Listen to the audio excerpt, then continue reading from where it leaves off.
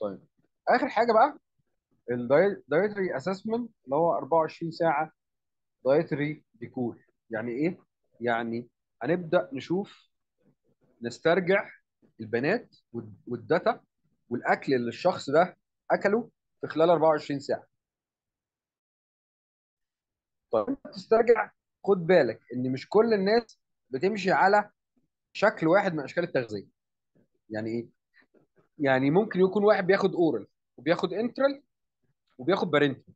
طب الكلام ده اعرفه منين؟ المفروض في شيت في الفايل بتاع العيان اسمه آه، ال آه، ثواني.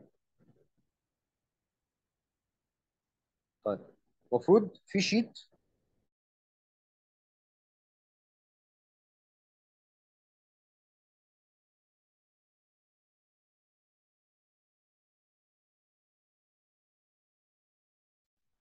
الفلويد انتيك اللي دخل للعيان ايه. على اليمين يكتب لك الفلويد اوتبوت اللي خرج من العيان ايه. يعني بيكتب لك هل هو كل سواء اورال او انترال او بارنتال. يقول لك الساعه الفلانيه خد مثلا عصير، الساعه الفلانيه خد كان بياخد رايل، الساعه الفلانيه علقوا له محلول، الساعه مش عارف ايه وعلقوا له كذا. فده اسمه فلويد بالانس.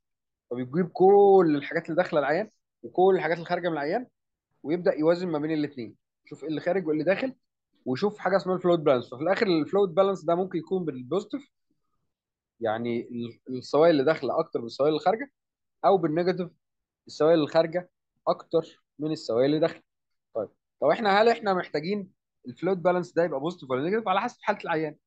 يعني احنا بنقول لو عيان مثلا عنده اسايتس او اديمه، فبالتالي في الحاله دي هنبقى محتاجين ان احنا نعمل فلويد بالانس بالنيجاتيف. يعني احنا عايزين الراجل ده يفقد سوائل اكتر ما السوائل اللي داخلاه، يعني زي يفقد اكتر.